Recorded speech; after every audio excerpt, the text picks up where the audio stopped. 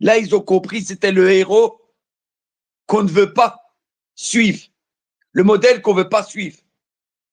Mais des fois, il faut passer par ces stades de chercher une identité. Et beaucoup d'êtres humains, ils sont dans ça. Ils cherchent une validation, ils cherchent une jama'a, ils cherchent un groupe, ils cherchent une identité. Et le fait d'être ici dans l'espace avec nous et dans Paltalk et tout ça, ça a montré une voie. Ah, l'islam est politique. Ah, l'islam n'est pas compatible avec les systèmes. Ah, l'islam est une source de justice pour les pauvres. Ah, l'islam est... Ah, c'est pas que l'islam qu'on m'a appris à l'école, pas bien, bien, suivre la République. Donc cette personne, elle est partie de l'extrême gauche.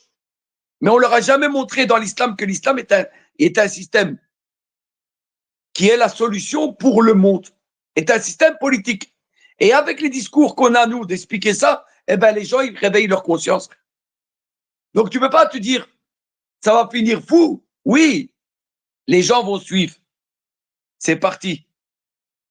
Mais le fait qu'on nous, on témoigne, en voulant rien que changer ce qu'il y a en nous-mêmes, indirectement, s'il y a une personne qui écoute et dit, c'est vrai, moi, je suis un Tché, là, je suis musulman, Che Guevara, là, qu'est-ce que je fais? Et qui arrête, eh ben, tu as guéri une personne, une âme, et tu Ouais, l'as bien sorti sûr, du trou. bien sûr. Mais ce que j'essaie de faire comprendre aux gens qui écoutent, tu vois, c'est si le système permet à un Mélenchon de se présenter, d'avoir un parti et de brasser de l'argent, parce qu'ils ont des subsides, hein, tous ces partis. Dès que tu deviens important, tu as des subsides de l'État. Il faut que ça fasse tilt dans votre cerveau, c'est qu'il joue un rôle dans le système, sinon on l'aurait anéanti avant, on le laisse pas monter. On le laisse pas monter. Tu vois, Jean-Louis, il y a beaucoup de gens qui comprennent pas ça. Ils croient que c'est des vrais révolutionnaires. Ouais, mais attends. Des fois même, le Djel et Satan, il peut aller te le faire monter, le faire arriver très très loin parce que par le chaos, il veut l'ordre. Et il pourrait très bien nous ramener Satan, il pourrait nous ramener vraiment une vraie pourriture. Un vrai, avec une belle moustache et dire, ah, Satan, il peut le faire. Parce qu'il déteste l'humain. Il déteste le Adam. Et par le désordre, peut ramener son nouvel ordre mondial franc-maçon satanique. Et tout ça en pensant bien agir.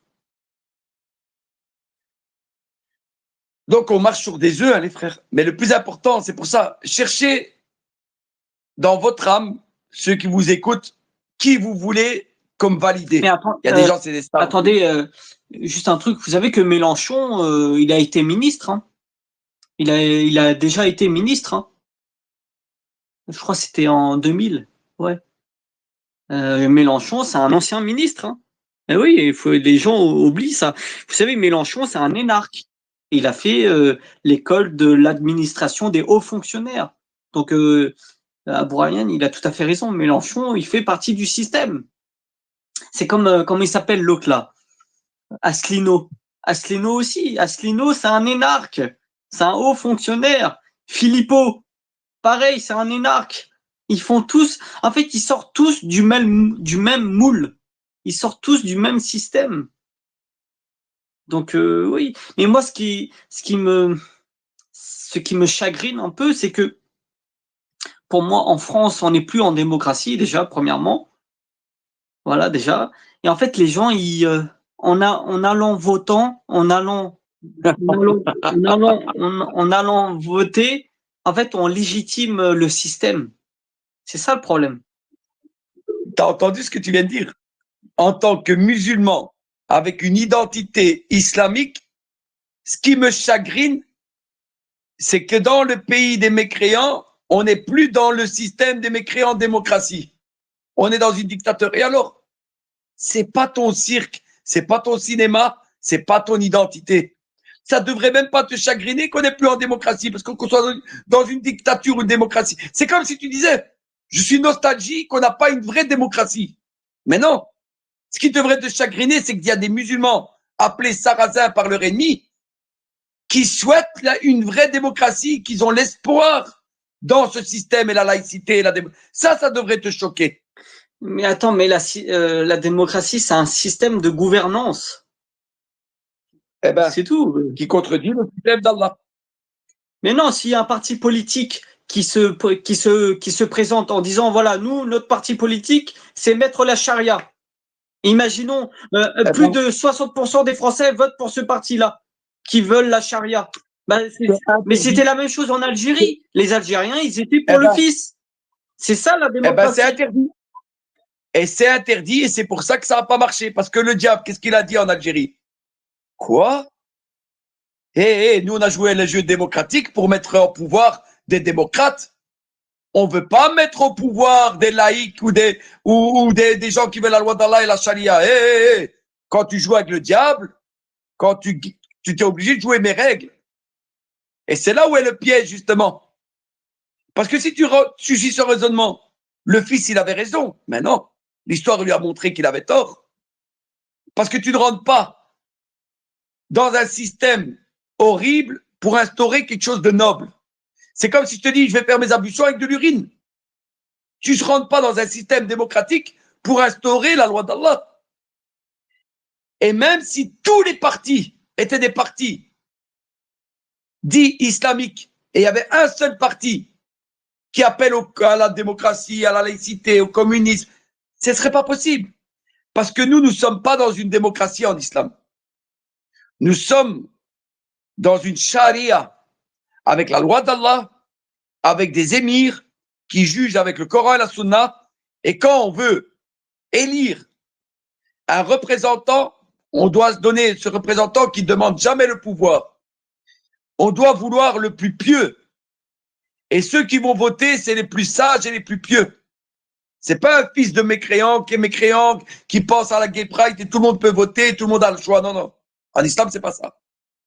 Et les musulmans, tellement qu'ils sont colonisés dans la tête, veulent rentrer dans un système satanique et veulent instaurer l'islam à travers des systèmes sataniques. Et c'est comme ça que tu as des... Parce que c'est le système de la démocratie, tu sais c'est quoi? C'est pas moi qui va l'inventer, c'est pas moi qui va te dire c'est quoi. C'est les mécréants eux-mêmes. La démocratie, c'est le pouvoir au peuple, par le peuple, pour le peuple. Et Allah, tu le mets loin derrière. Il n'y a rien à voir avec Allah. Allah, il n'y a pas. Et même si les musulmans jouent le jeu démocratique, Shaitan, il leur dit. Et là, Mais attendez, Jean-Louis, frère, je comprends pas. Attends, mais comment on élit le califat, le khalifa? Comment on élit le gars qui va être califat? Comment on l'élit? ça commence par des émirs qui sont des représentants, pas qui ont été choisis par le peuple, pour le peuple, par le peuple. C'est les plus pieux. C'est l'homme qui est le plus pieux. Les émirs, les pieux, les sages font partie du peuple, Jean-Louis. Attends. Dans les nuages, ils vivent avec le peuple. Ils sont. Eh ben, et c'est pour ça que tu confonds shura. Il y a un verset. C'est pour ça il faut lire le Coran. Hein. Allah, il parle de shura, la consultation. Il te parle, il faut consulter entre musulmans pour choisir le plus pieux d'entre nous. Il n'a pas dit choisis celui-là qui a le plus d'argent ou qui sait faire le plus de marketing pour mettre plus de photos ou qui sait Non, il t'a dit choisis le plus pieux. La démocratie, c'est le pouvoir au peuple, la législation au peuple, par le peuple, pour le peuple. C'est pas shura, la consultation, de choisir entre musulmans le plus pieux, qui craint le plus son Seigneur et qui va appliquer la loi d'Allah et la charia. Et qui ne peut pas négocier. Donc nous, ce qu'on doit faire, et ce qui se passait à l'époque, c'était des musulmans qui choisissaient le plus pieux d'entre lui, mais lui, il ne pouvait pas faire ce qu'il voulait. Il devait suivre le Coran, la Sunna, et il devait écouter les savants et les fatwas des savants qui craignaient Allah. Ça a été ça pendant des siècles. Pendant des siècles, on a régné dans le monde parce qu'on respectait que c'était les gouverneurs devaient se soumettre à Allah, au Coran et à la Sunna. Et ils étaient choisis parce qu'ils étaient les plus pieux. Quand on a commencé avec le royalisme, quand on a commencé à faire de père en fils, c'est là où l'humiliation a commencé. Oui, la succession héréditaire. C'est-à-dire que au lieu de faire élire quelqu'un de pieux qui ne demande pas le pouvoir, bah, je vais mettre mon enfant ou mon frère au pouvoir. Voilà. Non, mais attends, mais Jean-Louis, en Oui. fait, tout ce que tu dis, parce qu'il y a plusieurs formes de démocratie, hein. La démocratie en France, c'est un suffrage universel, c'est-à-dire que c'est une démocratie directe. C'est-à-dire que c'est le peuple, c'est les Français qui votent directement dans les urnes pour élire les élus.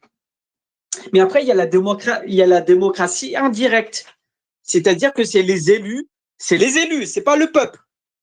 Mais les élus, quelque part, c'est le peuple. Parce qu'ils représentent. On peut pas. T'imagines, Jean-Louis, on est dans une salle. Je peux pas inviter tous les Français dans la salle. Je vais prendre 2-3 personnes qui vont représenter les Français. Je vais pas inviter 70 millions de Français dans la salle. Ça n'a aucun sens. Je vais prendre des représentants. Ils représentent. Et tu vois, la démocratie indirecte, c'est les élus qui choisissent le président ou le gouverneur. Donc moi, je dirais que la Shura, pour moi, c'est une forme de démocratie à petite échelle. À petite échelle. C'est une démocratie indirecte. C'est-à-dire que c'est les sages, les pieux, les émirs qui choisissent le califat. C'est pas le peuple entier qui choisit. C'est quelques élus qui choisissent l'élu suprême. Voilà, on va dire ça comme ça. C'est exactement ce que le diable il voulait faire. Et il a réussi avec toi. C'est de faire mélanger. En fait, il veut altérer la création d'Allah et il veut prendre le pouvoir qui n'appartient qu'à Allah. Et il veut changer pour qu'on ait l'impression que c'est l'islam, mais c'est pas l'islam. Et on dit, mais regarde, c'est comme l'islam, mais c'est pas l'islam. Et c'est comme ça que le piège arrive, et c'est comme ça qu'ils sont arrivés. Elle dit, mais la démocratie, c'est Shura, c'est la consultation, c'est la même chose. Et voilà, le piège, il est tendu. Et le diable, il a gagné. Parce que la différence que tu dis. Nous faire croire que Shura, c'est vrai. Nous faire croire que Shura, c'est de la démocratie pure et dure. Non, là, c'est faux. Là, par contre, là, c'est faux. Et c'est ça le piège. Et beaucoup de musulmans sont tombés dans ce piège. Et c'est pour ça que même les représentants, par exemple, moi je t'ai dit, évidemment, je te l'ai même dit, dans l'islam, c'est pas tout le peuple qui va choisir. C'est les plus pieux déjà. On va dire les représentants des mosquées, les plus pieux, ceux qui craignent Allah. Et eux, dans cette choura, ils vont dire, nous, on a vu quelqu'un qui prie au jeûne, qui craint Allah, qui quand on dépose, c'est pas des critères. J'ai fait une photo, je suis beau gosse. Ah, mais je vais voter pour lui parce qu'il est beau. Ah, mais je vais voter pour lui parce qu'il a beaucoup d'argent. Ah, je vais voter pour lui parce qu'il a un programme qui contredit la loi d'Allah. Non, c'est un homme qu'on voit qui craint Allah, qui est le plus pieux. Et lui, il ne veut pas le pouvoir. Mais nous, les plus pieux ont décidé que c'était lui le mieux pour nous représenter, pour nous aider et pour être juste. Ça n'a rien à voir avec la démocratie où ça peut être un ivrogne, un toxicomane, un gay prider, un transgenre qui peut être au pouvoir s'il a de l'argent. Un milliardaire sans ni foi ni loi. Un mec qui est en mobilette qui trompe sa femme. Qu'est-ce que c'est que ces trucs-là? C'est quoi cette choura? C'est quoi cette tchatchouka? Nous, on n'a rien à voir avec ça. Et en fait, parce que nous n'avons pas d'islam et de loi d'Allah et au mieux de patienter, eh bien, on s'adapte, on dit, ouais, mais c'est la même chose, allez, on n'a rien, on n'a pas d'État islamique, on n'a pas de loi d'Allah, on n'a pas de charia, qu'est-ce qu'on fait? Eh bien, il y a un truc qui s'appelle la démocratie, eh bien, viens, on prend ça et on fait comme si c'était l'islam. Ça n'a plus rien à voir avec Shura. Ça n'a plus rien à voir avec Shura. Et donc, comment ça se passe dans un État islamique, avec la loi d'Allah et la charia? C'est plein d'émirs de chaque région qui disent on va instaurer le califat. Et ils se font Shura. Et ils doivent constituer. Et il y a des règles. C'est pas du jour au lendemain comme ça. Et il y a des conditions. Et nous, on veut imiter ce que nos maîtres, on veut imiter le système du diable. Et c'est comme ça que tu arrives à avoir des musulmans qui disent Wallah, je reste. Voilà, moi, je suis français. Voilà, moi je vais attends, cotiser pour la parce que France. Jean-Louis, parce qu'en islam, il n'y a pas de, le peuple souverain n'existe pas, c'est ça, non? C'est, parce que tu vois, Exactement. parce qu'en France, on dit que c'est le peuple qui est souverain, c'est le peuple qui a le pouvoir. Mais en islam, ça n'existe pas, ça. Exactement. Mais c'est qui est souverain alors? C'est Alhamdulillah. qui est souverain? En fait, pour nous en islam, le souverain, c'est le créateur de l'univers. C'est Allah. Et le législateur, celui-là qui fait les lois, c'est Allah.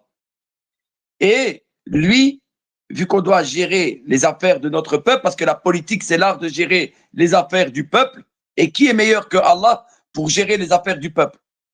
Lui nous dit quand vous avez des disputes, des conflits, ou que vous devez gérer un État, prenez ma parole, ma loi, mon système. Et le représentant, le calife ou l'émir, c'est lui qui est le représentant, pas du peuple, mais il est le berger des musulmans qui doit mettre la loi d'Allah et l'islam. Et lui est le chef, l'émir, qui gouverne avec le livre d'Allah, pas avec son envie à lui ou ses besoins à lui. C'est pour ça qu'aujourd'hui on est humilié, même si on est des milliards et qu'on ne s'est même pas donné de l'eau à la Palestine. Parce qu'on a suivi un système de pharaon où c'est plus Allah, le législateur, le souverain, le maître, ça devient les taroutes, les démons humains qui gouvernent avec des États-nations et ils ont mis leurs propres lois, leur propre système et plus le système d'Allah. Et c'est pour ça que tu te dis, mais comment on en est arrivé à des milliards, voir un peuple se faire, musulman se faire génocider sous nos yeux et on fait rien? Comment on en est arrivé là? Mais c'est simple. Chaque pays, État-nation a son démon, un tarot, un démon humain qui se prend pour Allah et veut garder sa chaise. Il n'est plus là pour élever la parole d'Allah. Il n'est plus là pour aider le peuple à se soumettre à Allah, à instaurer la zakat, à défendre la veuve et l'orphelin.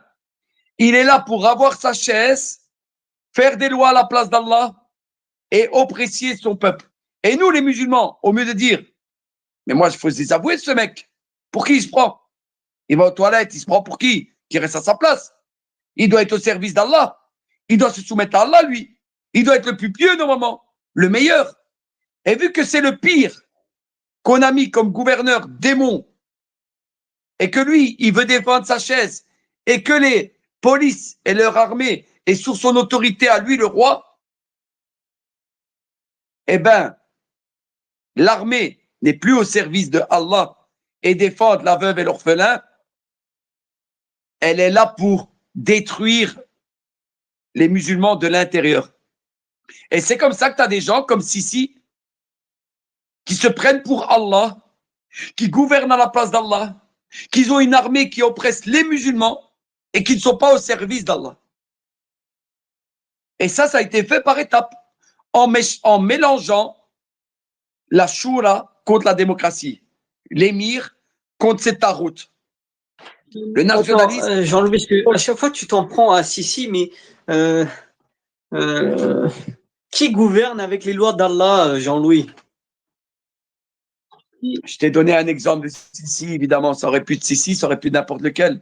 Pour l'instant, il n'y a pas beaucoup de gens qui veulent revenir à la loi d'Allah et la charia, ils veulent imiter leur maître, ils veulent être validés par l'ONU, par l'OTAN, par les forces mondiales, par les forces internationales, ils veulent plus être validés par Allah. Mais tu sais pourquoi, Comme Yahya quoi, Tu sais pourquoi ou pas?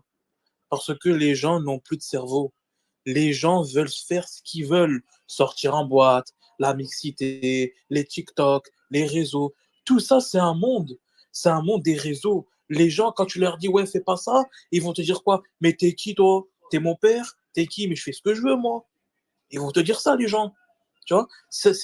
On dirait que pour eux, c'est pas le moment. Je parle des musulmans de France, hein. Les musulmans de France, pour eux, on dirait que c'est Sinon, pas ils le vont te moment dire, de oui, revenir le vers l'islam. Rassemblement national veut retirer Oui, le voile de nos sœurs. Mais ils s'en foutent de ça. Leurs sœurs, c'est quoi? Ils s'en foutent. Wallah qu'ils s'en foutent de leurs sœurs. Moi, je te le dis, vrai, ils s'en foutent. Tout ça, c'est de l'hypocrisie. Wallah qu'ils s'en foutent. Et si leur mère, elle se déchire le voile dans la rue, si leur sœur se déchire le voile, elles s'en foutent et ils s'en foutent. Wallah, pour eux, c'est quoi? C'est les réseaux, faire le guignol, les sous, voilà, je vais en boîte et voilà, c'est tout. Pour eux, c'est que ça, les musulmans de France. Les musulmans de France s'en foutent complètement des musulmans, des vrais musulmans. Pour eux, c'est pas le moment de revenir vers l'islam. Pour eux, c'est encore le moment de faire la fête, de s'envoyer en l'air. C'est tout. Faut pas chercher plus loin. Voilà, c'est quoi les musulmans de France en 2024. Pour eux, faut un truc pour revenir vers l'islam et vers le Créateur. Pour eux, c'est pas le moment. Dans leur tête, ils se disent non, pour moi, c'est pas le moment de revenir. Voilà, je suis musulman dans le cœur, je fais mes 5 prières par jour, mais pour moi, voilà, je m'arrête ici. Je vais pas faire les trucs qu'il faut faire dans l'islam. Voilà, je vais pas faire les 5 piliers, mais je prie, je suis parti à la Omra, et voilà quoi, tu vois. Mais même, il y a des gens, ils font le pèlerinage, ils prient, et voilà qu'ils font pire à côté. Ils s'en foutent, c'est de l'hypocrisie pire et dure. Ils s'en foutent, moi je vous le dis. Et je le Alhamdulillah, vois au quotidien. Ismo, Voilà que je le vois au quotidien. Ismo, Ismo, Oui, dis-moi. ça c'est ça c'est ta perception de ce que tu vois Oui, de parce que je ta le vois au jeunesse. quotidien. Wallah, je le vois au quotidien. Voilà. Mais je peux te dire, alhamdulillah, il y a encore des musulmans de bien, crois-moi. Il y a encore des gens qui aiment Allah, qui aiment l'islam, qui veulent revenir, qui souffrent, que leur cœur saigne quand leur sœur est déchiquetée. Il y a encore des gens de bien. Mais c'est vrai que ce que toi tu vois, c'est ce que tu vois à travers ceux qui ne sont pas dans ça. Et je comprends ce que tu dis, mais tu dois un peu nuancer ton discours parce qu'il y a une. Tu dois dire la majorité ou certaines personnes, ils sont. Mais alhamdoulilah, tu dois toujours donner une note d'espoir qu'il y a encore des gens de bien Mon qui frère, souffrent et qui veulent mon revenir. frère, Tu sais, je vais même te dire plus loin. Je ne dis même pas Inch'Allah. Je suis sûr à 1 milliard de % que la victoire de l'islam arrive. Qu'il y aura des musulmans qui vont remettre un califat sur terre, qui vont remettre la justice d'Allah. Je n'ai pas un atome de doute que la victoire arrive. Que la victoire. Je dis même pas Inch'Allah. Parce que je sais que c'est une promesse d'Allah. Que les musulmans vont se réveiller et vont revenir vers Allah. Et ils vont de plus en plus revenir par un miracle d'Allah. Et les gens vont revenir. Donc, c'est pas que tu fais un constat et que tu vas dire, parce que ça peut rentrer dans quelque chose qui, tu peux pas, on n'est pas ici dans un space pour décourager les gens et dire que c'est foutu. Non, non, il faut se réveiller et il faut commencer à se remettre en question et être le changement et être le frère que tu aimerais être le changement que tu aimerais avoir, toi, par ton sourire, par ton tawhid, par ton alliance. Et c'est comme ça qu'on va y arriver. Excuse-moi, mais Inch'Allah, c'était une petite bien nuance. sûr. Maintenant, mais Yahya, le problème, c'est que les voilés, nos sœurs, comme vous dites, entre guillemets, t'es même pas sûr s'ils sont dans le din, s'ils sont dans t'es même pas sûr, tu te rends compte où on en est arrivé. Tu te rends compte, tu parles avec une sœur voilée de la tête aux pieds et t'es même pas sûr. T'as même pas confiance si elle est vraiment pieuse, si elle fait ça. T'es même pas confiance. Elle te parle, oui, d'accord, elle te parle de ci, de la religion, d'attaque, et 2 minutes après, elle te parle de TikTok et de ci, tu vois, des références de schlag et tout. Non, mais c'est une blague. On n'est même pas sûr pour vous faire comprendre. On n'est même pas sûr avec qui on parle. Tu vois, t'imagines, tu Ouais, ouais. vas faire une khotba, tout ça, une mokabala avec une sœur, et t'es même pas sûr si la sœur en face de toi, elle est pieuse. Vous vous rendez compte où on en est arrivé? Wallah, Tu n'es même pas sûr que t'es même pas sûr que c'est une femme. oui, mais peut-être elle a. Ouh, Wallah, mais peut-être. Je sais Ah, plus. ah ouais, ouais, Wallah, ouais. Mais je Ismo, il y a des mains rigole. levées. Il y a des mains levées, Ismo. Wallah, excusez-moi les frères. Vas-y. Toustari, calme-toi. J'attends qu'on m'autorise gentiment, Je t'ai, calmement, poliment. je, je t'ai autorisé de prendre ces 12 voix et ces 12 paroles. Donc, je reviens vers vous après une petite absence et Sur quel sujet êtes-vous, mes frères bien-aimés? Vous m'avez manqué. D'abord et avant tout, vous m'avez manqué. Mashallah. On était en train de parler parce que les gens veulent nous faire croire que la démocratie, c'est comme Shura. Et ils veulent nous faire une halela, et ils ne connaissent pas. Ouais. Alors, bon, explication. Ici, chaque année, nous avons des votes. Dans la réserve indienne islamique où je vis. Aoudou billah, ils vont dire, tu vois, non, le vote c'est permis. Voilà. Okay. Donc chaque année, on a des votes. Pour l'instant, il n'y a pas de problème, j'ai pas de problème. Voilà.